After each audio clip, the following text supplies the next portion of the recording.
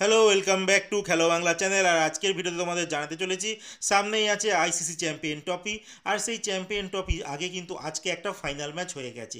কি সেই final match? আজকে হয়ে গেছে বিগ ব্যাশ লিগের ফাইনাল ম্যাচ, যাকে বলা হয় বিবিএল।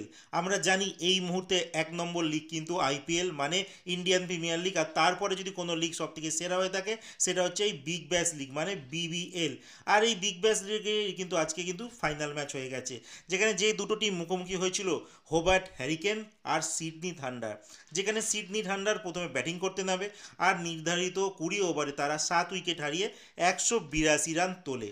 আর তাদের টিমের হয়ে সর্বোচ্চ দুইজন স্কোরার হচ্ছে জ্যাসন সাঙ্গা, যিনি 67 রান করে 42 বলে, আর ডেভিড ওয়ার্নার 48 রান করে 32 বলে।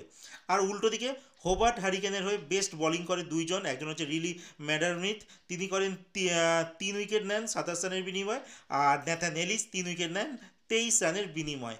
আর এই 183 রানের টার্গেট চেস করতে নেমে নাম টিমটার কি, হোবার্ট হ্যারিকেন। তো হ্যারিকেনের মতনই ব্যাটিং করেছে তারা 14.1 ওভারেই কিন্তু 3 উইকেট হারিয়ে 185 রান করে নেয়।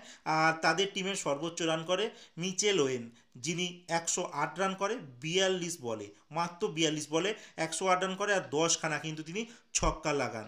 আর তাদের টিমের সেকেন্ড স্কোরার ম্যাথু ওয়েট, যিনি নট আউট থেকে যান 32 রানে, মাত্র 17টি বল খেলেছেন। আর এই সিডনি থান্ডারের হয়ে বেস্ট বোলিং করে তানবীর সাঙ্গা, যিনি 43 রান দিয়ে 2খানা উইকেট মাত্র পায়। আর টম অ্যান্ড্রুস 36 রান দিয়ে কিন্তু 1টি উইকেট পায়। আলটিমেট হোবার্ট হ্যারিকেন তারা 7 উইকেটে কিন্তু জয়লাভ করে। আর এই জয় নিয়ে কিন্তু তারা বিবিএস চ্যাম্পিয়ন হয়ে যায়, মানে বিগ ব্যাশ লিগে কিন্তু তারা চ্যাম্পিয়ন হয়ে যায়।